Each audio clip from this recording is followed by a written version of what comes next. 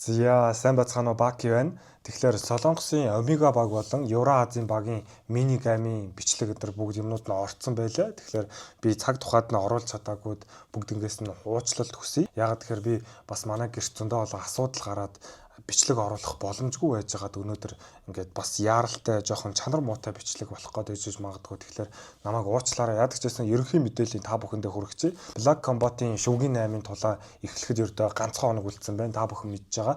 Уур амьсгал нь аль хэдийн ер нь халуухан болоод эхэлсэн. Үзэгчдийн хүлээлт бол дээд зэгтээ хүрсэн байна. Өчигдөр багуудын албан ёсны постэр цацагдсан. Сүүлийн үеийн пострууд үнэхээр чанартай болж байгаа. Зүгээр нэг зураг харахад хүртэл адреналин мэдрэгдэж байна те. Тэгэхээр Солонгос ер нь бичлэг, трейлерүүд ер нь бол маш өндөр түвшинд явагдаж байна. Гэхдээ энэ тэмцээний өмнөх хамгийн том ярианы сэдв нь постэр биш, өөрчлөлтүүд гарсан маргаантай нөхцлүүд бий болсон. Тэр нь болохоор хүнд жингийн тамирчин Девасарус гээд допингийн шинжилгээнд бүдэрч тэмцээнээс хасагдсан. Үүний улмаас Солонгосын Омега баг тулаан эхлэхээс өмнө 2 тэг гэсэн давуу талтай оноогоор эхэлж байгаа. Нэг нь допингтэй, нөгөөх нь бэртэл авсан байгаа. Бэртлийг нь болохоор баталгаажуулсан. Намайг үзэж байгаа хүмүүс ч юм уу маш их олон хүмүүс Солонгос талын багийг дэмжиж байгаа хүмүүс зөндөө байгаа бах. Би ч гэсэн Солонгос багийг дэмжиж байгаа. Яагаад гэхээр Солонгостойгоо үзэгчдээс зөндөө олон үзэгч Монгол талыг аягүй их дэмжиж байгаа болохоор би Солонгос багийг бас дэмжнэ гэдэг өнөгчлөн дээр хэлсэн байсан те. За тэгээд тулааны бодит нөхцөл байдлын хувьд одоогоор Омега баг 2 тэгээр эхэлнэ. Тэгээд нийт 5 талаанаас ердөө 2 ялалт авахад л одоо Солонгосын Омега баг шууд ялна. Монгол багт маань бас яг ийм давуу тал үүссэн. Гэхдээ манай багийн тамирчид бол бүгдийг нь ялаад гарч ирсэн. 2 тулаанд ялчих юм бол шууд хагас шигшээд шалгараад цаашлаад Монгол багтай одоо тулалдах нөхцөл нь бүрднэ. Хагас финалд болохоор манай Монгол багтай үзэлцэх байгаа. Нэг зоон байгаа. Одоогийн байдлаар давуу талтай юм шиг харагдаж байгаа мөртлөө яг бас 100% ялалт бусад одоо ингээд 2 хүн ч юм уу ингээд бусад тамирчид нь ялалт авах үгүй дээр бас одоо шууд бас хэлэх хэцүү те. Евразийн багийн тамирчид ч гэсэн ер нь дайггүй хүмүүс байлаа.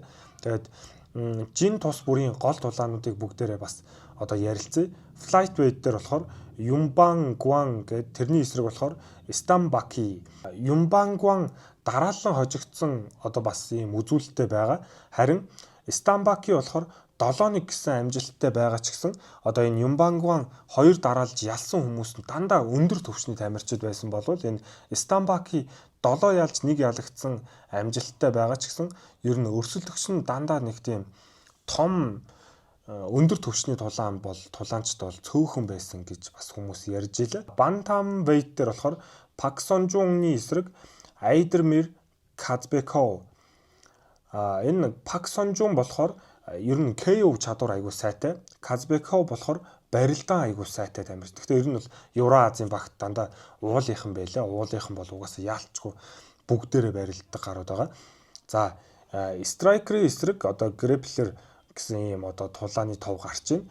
Хин өөрийн тоглолтыг одоо тулгаж чадна, тэр хүн л ялж чадна. Одоо Солонгос талын тамирчин бол босоогоос бол нэлээ эвгүй. Харин Казбеков бол хэвтээгээс бол нэлээ эвгүй байгаа. За дараагийнх нь болохоор featherweight.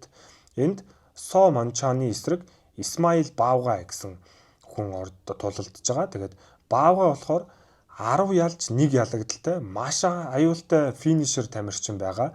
Тэгээд Со Манчан болохоор сүүлийн үед огцон өсөж байгаа шинэ тамирчин байгаа. Энэ тулаанд бол гинти эргэлт гарч магадгүй тулаан болох болохоор бүгдээрээ бас сонирхоод үзээрэй. Тэгээд welterweight дээр болохоор Домбеки эсрэг Гаруда. Гаруда бүх ялалтаа боолтоор авсан. Харин Домбек болохоор туршлага тэсвэр сайтай тамирчин. Хэрвээ Домбек эхний раундыг давбал тулаан бүрэн өөрчлөгдөнө. За middleweight дээр болохоор Фламингогийн эсрэг Аладдин. Хоёулаа хүчтэй, хоёулаа форм сайтай байгаа. Энэ бол оройн хамгийн тэнцвүүхэн тулаануудын нэг болох байхаа гэж таамаглаж байгаа. За сэтгэл зүйн дайн одоо мини гейм дээр бүгдээр ер нь харсан бах.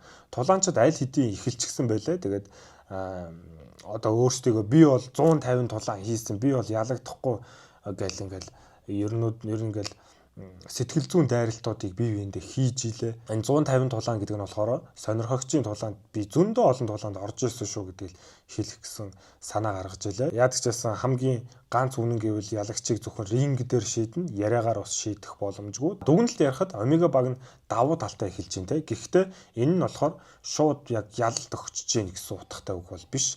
Энийг тулалж иж мэднэ. Дахиад 5 хоорондоо тулалдана. За тэгээд давуу эхлэлийн эсрэг одоо бодит чадвараа гарах залуусын одоо тулаан болох гэж байна. Тэгээд тэмцээний өдөр нь болохоор 5 сарын 2-нд Бочон спортын ордонд болно. За нэг иймэрхүү байна. Тэгээд би өнөөдөртөө яадаг ч гэсэн ерөнхий мэдээллийг та бүхэндээ оруулчихъя.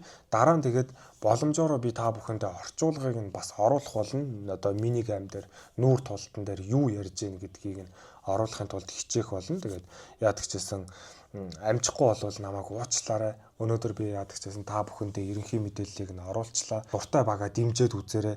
Ер нь бол хоёулаа гоё баг байлаа. Евразийн баг ч гэсэн гоё баг байлаа. Солонгосын баг ч гэсэн гоё баг байлаа. Бүгдээрээ л гоё залуучууд орж илээ. Гэхдээ би Солонгос багийг дэмжих болно. Тэгээд маргааш гоё үзээрэй. Тэгээд Нандин Эрдэ авраг бас маргааш тулдах гэжсэн баха. Тэгээд та бүхэн маань сонирхоод үзээрэй.